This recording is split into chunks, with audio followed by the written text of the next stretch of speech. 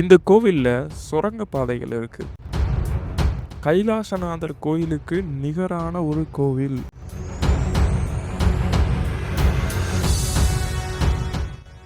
ஒரு பக்கம் விவசாய நிலம் இருக்கு.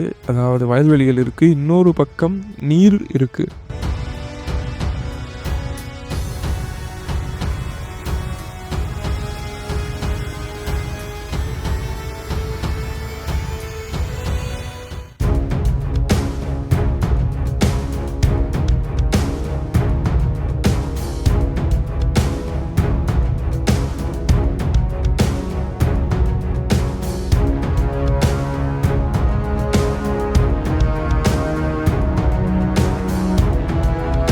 பனைமலை அப்படின்ற ஒரு அழகான கிராமத்துல ஒரு பக்கம் வயல்வெளி, மறுபக்கம் ஏரி, இரண்டுக்கும் நடுவுல ஒரு மலை. அந்த மலைக்கு மேல ஒரு அழகான கோயில்னு சொல்லி பல பிரம்மாண்டங்களை கொண்ட இடம் தான் நம்ம இருக்கக்கூடிய பனைமலையில இருக்கக்கூடிய தாளகிரீஸ்வரர் கோயில்.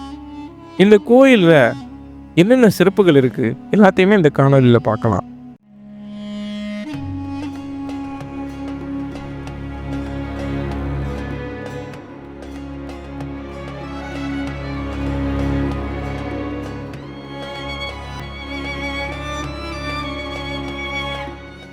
இந்த கோவில் விழுப்புரம் மாவட்டம் செஞ்சிலிருந்து ஒரு 18 கிலோமீட்டர் தள்ளி பனைமலை அப்படிங்கிற ஒரு அற்புதமான கிராமத்துல, அழகான கிராமத்துல அமைஞ்சிருக்கு.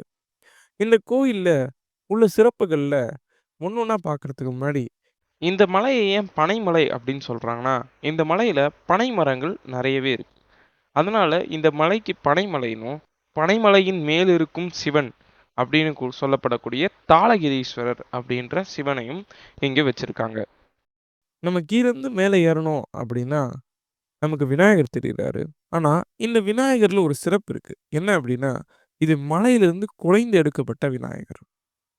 அப்படியே நம்ம சிவபெருமான பார்க்கறதுக்கு மலை ஏற ஆரம்பிச்சோம்னா, படிகள் ஒண்ணும் ரொம்ப கடினமானதா இல்ல.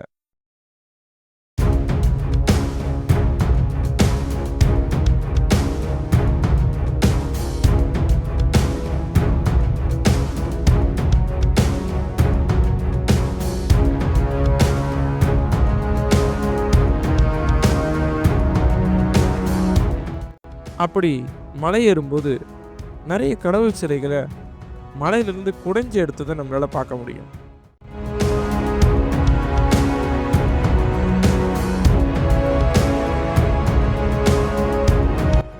இது ஒரு கற்றளை கோவில். கற்றளை கோயில்னா என்ன? கற்களை ஒன்றின் மேல் ஒன்று அடுக்கி வைத்து கட்டுவது. அந்த காலத்துல சிமெண்ட்டு அதெல்லாம் கிடையாது இல்லையா? அதனால ஒரு கற்றளை கோவிலா, ஒரு புது அந்த காலத்து டெக்னாலஜிய வச்சு கட்டப்பட்ட ஒரு கோவில். அததான் நம்ம கற்றளை கோவில்னு சொல்லுவோம். இந்த கோவிலும், காஞ்சி கைலாசநாதர் கோவிலும் ஒரே உருவ ஒற்றுமையில இருக்கு. இந்த கோவில் காஞ்சி கைலாசநாதர் கோயிலுக்கு இணையான ஒரு கோவில் அப்படின்னு சொல்றாங்க. இதுக்கு காரணம் என்னன்னு உங்களுக்கு தெரியுமா? காஞ்சி கைலாசநாதர் கோயில கட்டினவரும், இதையும் ஒரே மன்னர் தான் கட்டியிருக்காரு. ஒரே டைம் பீரியட்ல தான் கட்டியிருக்காங்க. தமிழகத்தோட முதல் கருங்கல் கட்டுமான கோவில் அப்படின்னு சொன்னாலே நமக்கு காஞ்சி கைலாசநாதர் கோயில் அப்படின்றத நம்ம சொல்லுவோம்.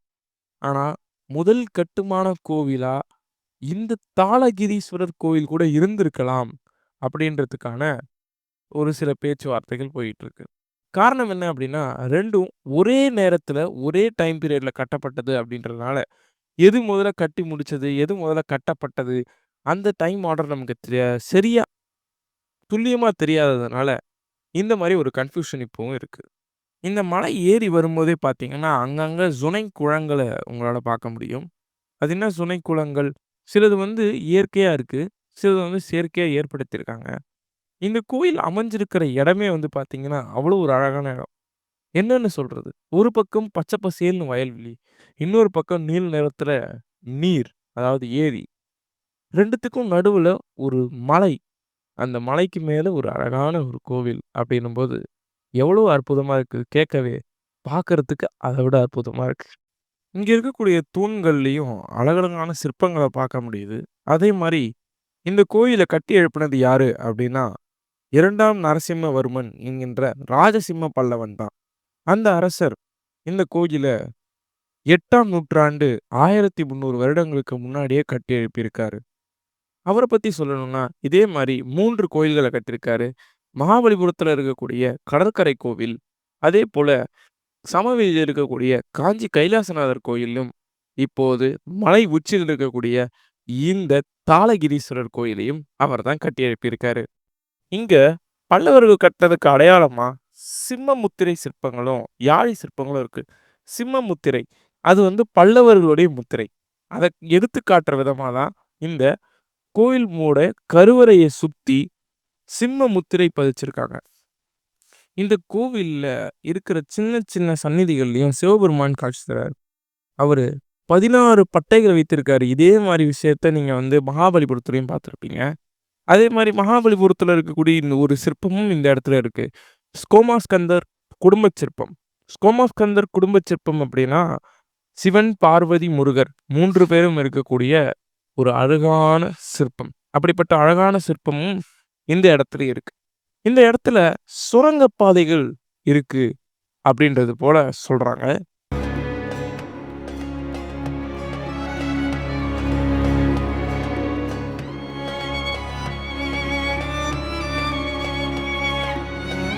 இங்க பார்வதி தேவி நடராஜர பார்க்குற மாரி ஒரு ஓவியம் இருந்தது அப்படின்னு சொல்றாங்க. ஆனா, இப்ப பார்வதி தேவியோட ஓவியம் தான் இருக்கு.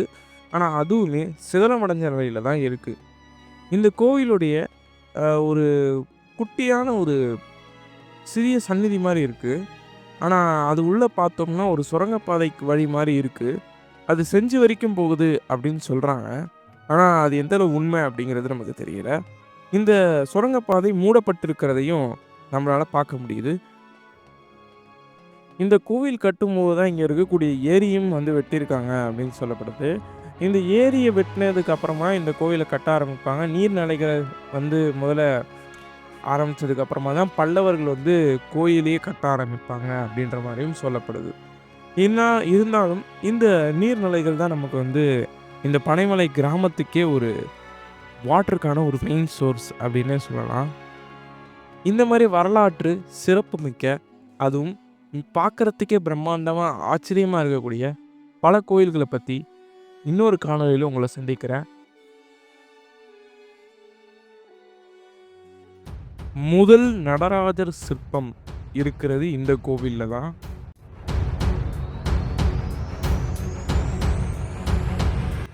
இந்த கோவிலை கட்டியது ஒரு பல்லவ மன்னன். இந்த கோவில வந்து பத்தி சொல்லணும்னா, அதாவது ஒரு ஜுவல்லரி பாக்ஸ்க்குள்ள ஜுவல்ஸ் எப்படி போட்டு வைப்போமோ, அந்த மாரி இருக்கிற நல்ல விஷயங்கள் எல்லாத்தையும்